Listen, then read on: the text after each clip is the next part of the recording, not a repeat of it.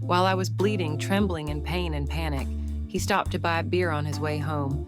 But what truly shattered my heart was the cold sentence he uttered that night. I've never experienced such excruciating pain, physically and emotionally. It was our second child, and we had just been filled with joy the day before, hearing our baby's heartbeat during the ultrasound.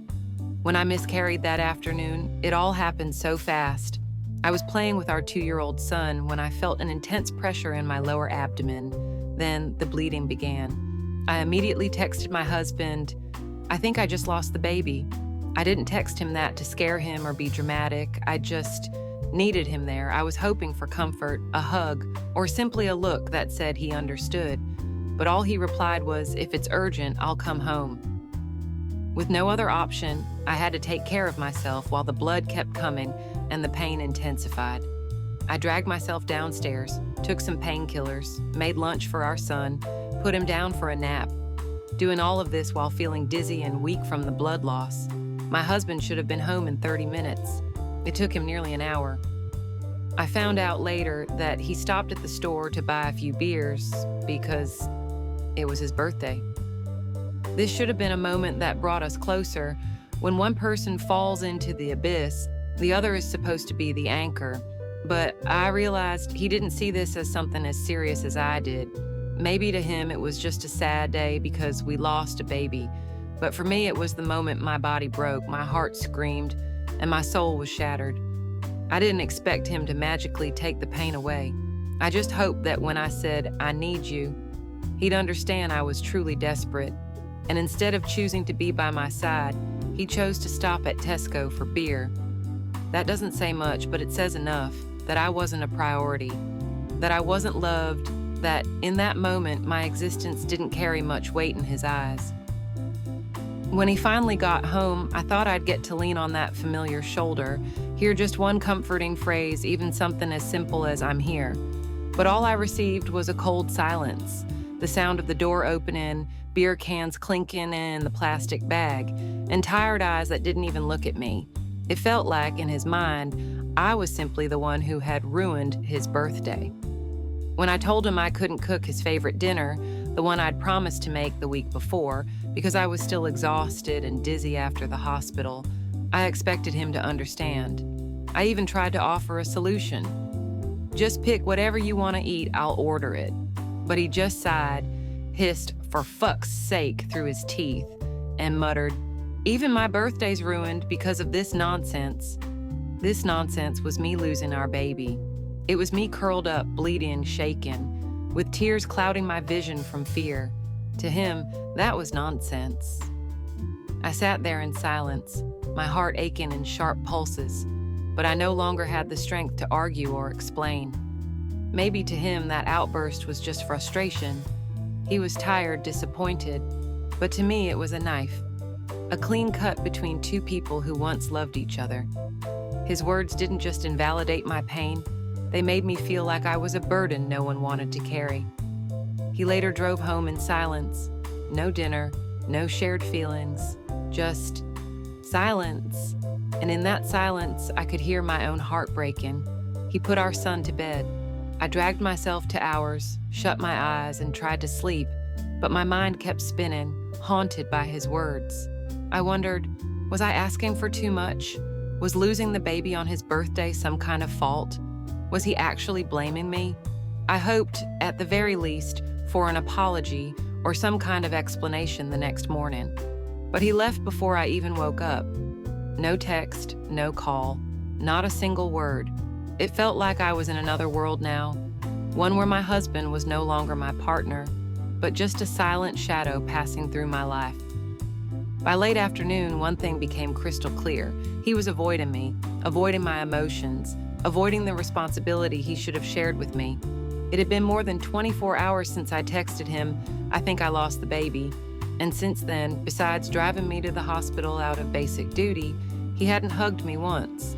Not a single hand held, not a genuine question asked, not even a sign that he was truly grieving the loss of our child. Instead, he was cold and distant, like I had done something wrong. He didn't ask how I felt. He didn't ask what the doctor said.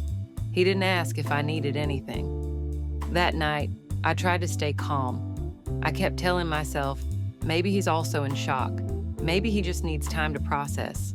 But the longer I waited, the more I felt myself being pushed aside. I'm not good at handling silence. To me, silence is the worst kind of punishment. So after hours of enduring it, I walked over to where he was sitting, but he wouldn't meet my eyes. I asked, "Are you mad at me?" No answer, I added, "I know you're hurting too, but I need you. I need to talk. I can't stand this silence." Still nothing, as if I didn't exist in our home. I don't know what exactly stirred inside me in that moment. Maybe pain, maybe desperation. But I said something that might have been the start of our real fracture. "You're a disgrace, a shameful husband." I didn't scream, I didn't cry. I just said what I'd been holding in since the blood hit the floor, since he chose beer over being there for me. But his response wasn't reflection. It wasn't denial or apology. He just stood up, walked into the bedroom, slammed the door, and locked it from the inside, as if I was the one who had done something wrong, as if I had insulted him, as if my pain didn't matter compared to a wounded male ego. I sat there alone, overwhelmed by a storm of questions. Why was I being treated this way? Why, when the physical pain hadn't even faded, did my soul now feel so crushed too? I had never felt so lonely in my own marriage. It wasn't just silence anymore. It was the complete dismissal of my emotions, a refusal to be present with me in my grief. And the worst part, I don't know if I can forgive him, not because he didn't cry, but because he wasn't there when I needed him most. I thought his silence was the worst part until I got a message from my mother-in-law. She texted me in a tone that was soft but distant, as if I were just some stranger who had upset her son. She said I needed to be patient, that my husband had also just experienced a great loss, and that I shouldn't have said such hurtful things when he was in a very sensitive state. But what broke me wasn't that she defended him. It was the complete lack of any concern for me. Not once did she ask if I was okay. Not once did she ask if I'd received medical care. There wasn't the slightest bit of concern for my physical or emotional well-being. To her, I wasn't a grieving mother who had just lost her baby and bled alone in panic. I was simply the woman who said something too harsh and made her son lock himself in a room. I, who had just lost a child, was now the one expected to apologize. What I felt at that moment wasn't just pain, it was isolation. I felt like a stranger in my own home, surrounded by people who were supposed to love and protect me the most. I had hoped that if my husband was hurting, he'd open up to me. But it turned out the only person he chose to share his grief with was his mother, and the only person he wouldn't say a word to was me. I remember sitting down on the floor, phone in hand, completely hollow inside. The baby was gone. My husband had locked himself away, like he was shutting me out of his world. My mother-in-law texted me like I was the villain in this whole tragedy, and I, somewhere in the chaos of it all, didn't have a single place to fall apart where someone would catch me. I didn't even know how to respond to her. Any kind of defense felt pointless. How could I possibly explain everything I'd just been through? The agony of the miscarriage, the fear of seeing blood pour out of me, the exhaustion of trying to care for a sleepy toddler while I was physically falling apart. And now I had to carry the guilt of calling my husband a disgrace, a word that had slipped out of me in the depths of heartbreak. I started wondering, in their eyes, do my feelings even matter? Does a grieving mother not have the right to feel pain if that pain happens to ruin someone else's special day? By the time I finished reading her message, I felt completely shattered.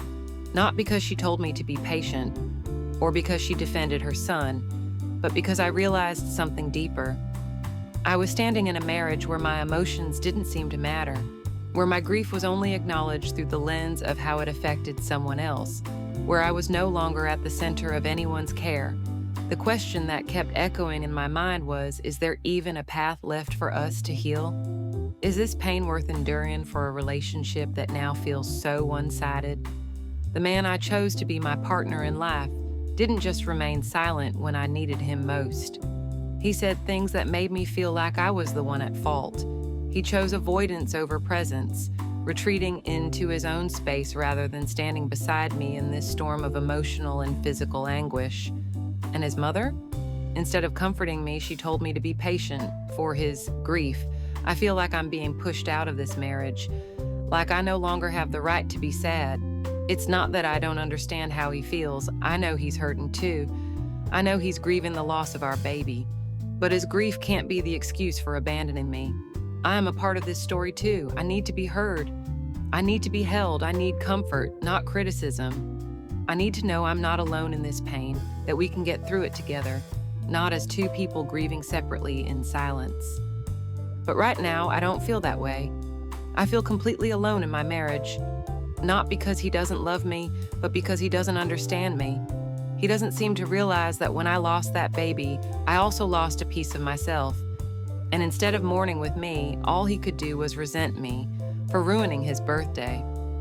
I'm starting to wonder if I should continue living in a relationship where my emotions are never prioritized. Should I keep accepting this coldness in the name of a love that once existed? Or should I be brave enough to walk away, to reclaim myself and find the comfort and care I deserve? That question keeps circling in my head, and I don't have a clear answer. I still love him. But is that love enough to patch over the wounds I'm carrying? Can I go on living in a relationship where every time I'm in pain, I have to carry it alone because my partner isn't willing to stand by me?